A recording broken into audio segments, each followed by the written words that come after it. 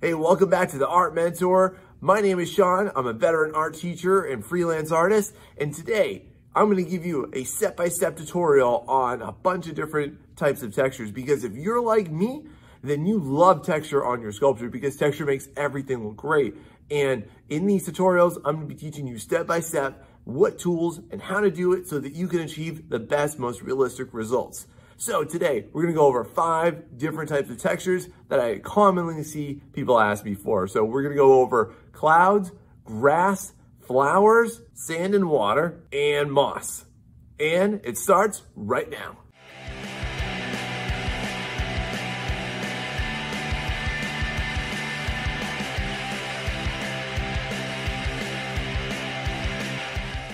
All right, so to kick this off, let's start off with our clouds. Clouds and smoke are a very common texture that people want to know how to do. So very simply, before you go ahead and you start to do clouds and smoke, the one thing I would definitely encourage you on and focus you on is to make sure that clouds and smoke actually look like clouds and smoke. A lot of times, people, especially students, they start to make like little Super Mario-ish looking clouds and stuff, and I definitely encourage more realism in it than that. So now to texture these, we're going to be using our rounded wooden tools. And of course, which size you're going to use greatly depends on the size of the clouds. These are quite small, so I'm going to go ahead and use my smallest rounded wooden tool. So to start this off, before I do it on the actual sculpture, I'm going to show you right now. So you're going to be moving in a clockwise and then counterclockwise motion. So just clockwise, counterclockwise, clockwise, counterclockwise, all over. Watch this. Now as I'm doing this motion, this clockwise, counterclockwise motion, the overall objective here is simple. I want to make the clouds look light and fluffy. And to do that, I need to be able to produce these high and low areas that you would normally see in the shadows and the highlights on clouds. So with this process too, by the way, you're going to get these little clay burrs that are going to show up every once in a while as you're doing this. Just leave them on. I think it adds a really nice flair and effect to them. And then once you have that done, then you go ahead and you have some nice, beautiful looking clouds and smoke. Now, I've done this on a flat 2D surface, but you can definitely also do this on a large surface as well. All right, next one. Let's talk about how to do flowers. And there's 2 main parts I want to teach you how to do flowers today. First off is going to be definitely the petals right here, because I see them oversimplified a lot. And the second part is going to be the middle of them. So here I have kind of a cluster of 2 different flowers, actually 3 right here too. So let's jump into this. All right, so the first thing that I definitely like to do is for the flower petals, I'm going to focus on first. And what I like to do first is I like to wet them down, and I like to paint over them with this nice, big, cheap horse-haired or hog-haired brush. These are brushes that have very, very thick bristles on them. And then what they do is, as you're brushing with them, is that they're going to leave those little impressions. It's a nice little subtle thing to do. But I'm going to tell you, this is not the end goal either. This is just a nice little way to start it. Now, one major thing that makes flower petals look like flower petals are the veins in them. So you should definitely do that. Now, before going ahead and starting this, you definitely want to go ahead and look at a reference for what your flower specifically looks like so that you know where this next part is going to go. Now, to do this, you can definitely use the back of a carving tool. And I've recommended this in my previous videos for how to do the line work.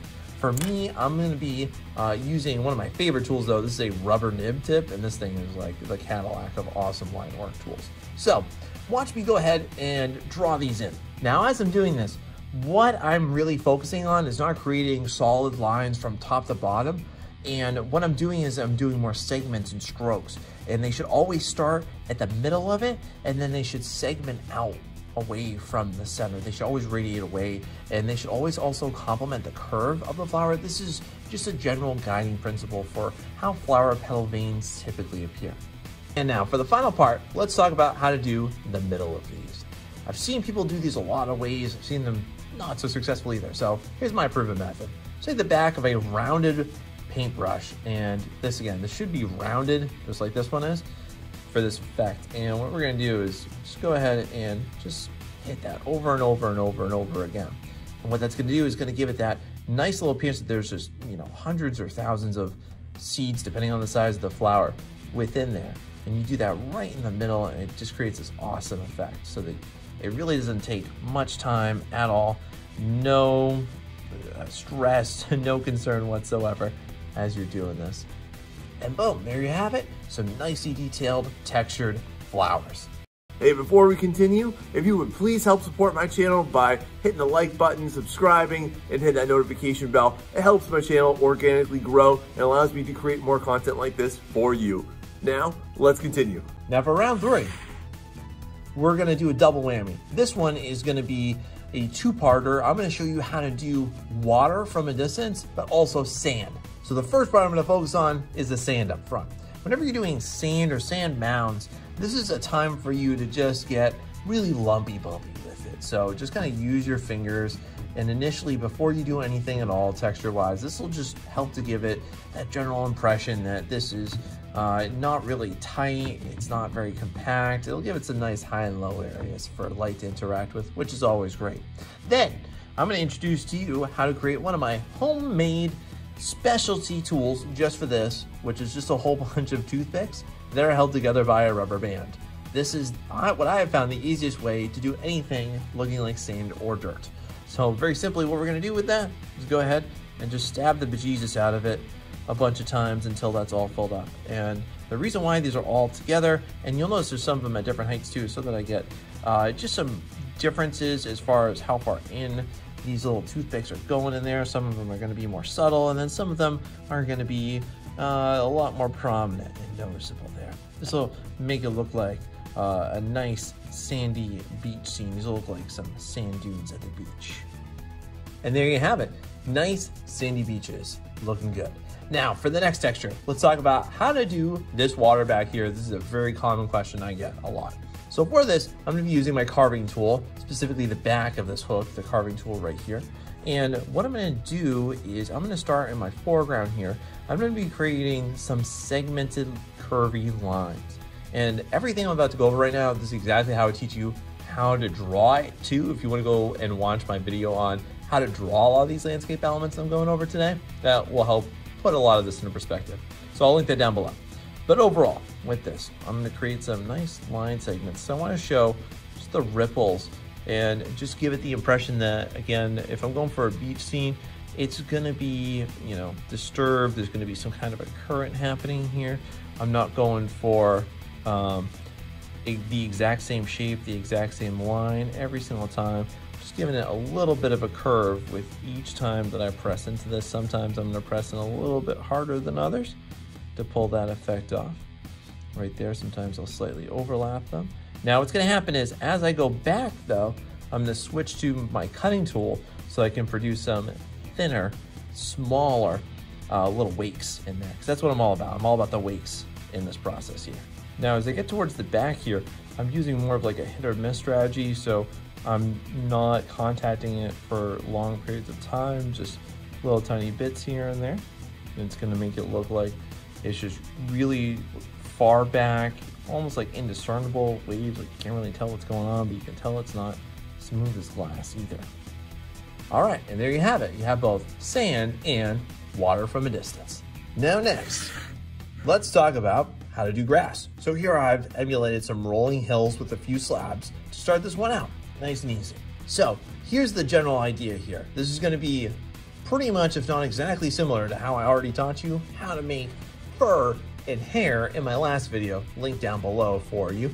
So to do grass from really far distance, all I'm gonna do is I'm gonna be making some really quick little thin little scratches into this, and I'm gonna start with what's all the way in the back and then work my way forward until I start to hit my next layer. And then what I wanna impart to you as I do the rest of this demo today is that we need to have different, and what I recommend is definitely having a different approach depending on how close that grass is to you, because it's gonna have slightly differing looks to it depending on its distance relative to the viewer. So there we go, you can see this stuff in the background, super small, really tiny scratches. Moving on, let's go to this middle ground slab here. So same thing as I did here, but this time I'm just gonna pull a little bit more for it. Watch this.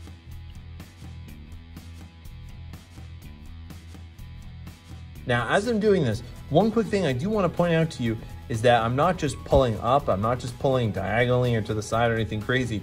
What I'm doing here is I'm actually, just to show you, I'm pulling up and slightly curving it and going in a different direction each time. That way the grass blades actually look more realistic. That's how I recommend, again, how I draw grass as well, and how I recommend people to do so. So that's how you get that raw natural energy that you actually see in the landscape versus something that just looks flat and boring and lifeless. So there's our middle ground. Again, you can see it looks fuller, it looks much thicker compared to what's in the background. Now, switches to the foreground here.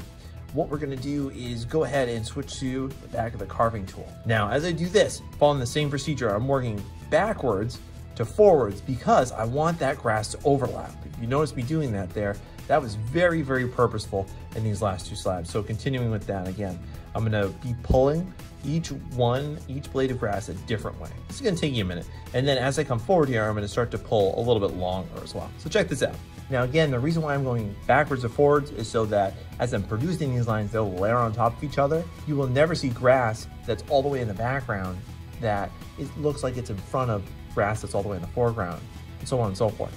So as I'm doing this too, one thing you'll notice me start to do is that I'm gonna push in deeper where it starts to become closer to the foreground. That will start to indicate that the shadows are deeper, and it'll start to make it enforce this linear perspective effect that I want. So one other great effect you can do, like I just started to do down here, are for any blades of grass that are coming forward a lot, or anything that's on top of something or another character, perhaps something in your scene. These are great to do. These are just little coils, and just to teach you the easiest way to get them to a nice conical tip like that, it's stupidly easy, but you just roll them between your fingers, just like that. Just roll it between your fingers, and you're gonna eventually produce this nice tip to it. All right, that one dried out a little bit. Let's try that one more time. But yeah, you're gonna get this really nice looking tip to it. If your clay is cracking a lot while you're doing this, then definitely just make sure that you wet it down for it, and it'll produce a pretty good version of that. All right, and you can go ahead and just put that on. Now, for a lot of these are gonna be really, really thin, really, really small pieces, so you won't be able to score and attach them on, but if you wet them, or my preferred method is using vinegar, actually, because vinegar bonds clay the best. And you can go ahead and attach them with that. And there you go. Get some lovely 3D textured grass. All right, so the last thing we're gonna do is moss. So prior to this, all I did was I made some nice rocks and I applied my rock texture. Again, taught that in my last video. So go ahead and watch that. If you need to, I linked it down below. And what I did was I very simply just put some nice thin slabs, as you can see here, over them. So similarly to how I went over how to make clouds actually look like clouds, so too do I recommend the same thing with moss. So you really should, I recommend you take a look at a reference just to make sure that you're not just putting down carpets over rocks. It's gonna look really weird and derpy and, to be honest, totally unrealistic. So instead, make sure you give it a nice organic edge like this, and just think of these as making clouds on top of rocks for moss. Now, as far as how to texture that, we're gonna, again, revive our friend, the carving tool.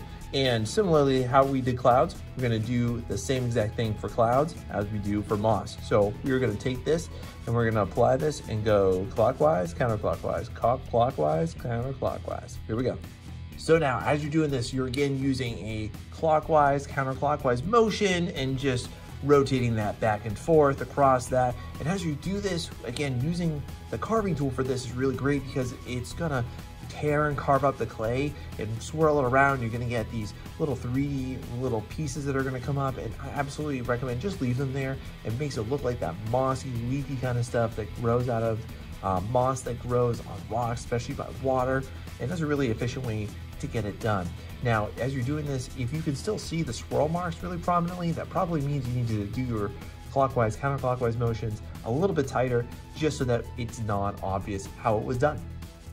All right, so there you go. You have some nice 3D looking moss. You can put this on rocks, you can put it on dirt, you can put it on trees, bark, anything at all, and it looks great 100% of the time. So now go ahead and have fun making all these yourself and put them on your sculptures so they look even better. And if you want to learn more about how to make your sculptures look better and more impressive, go ahead and watch these.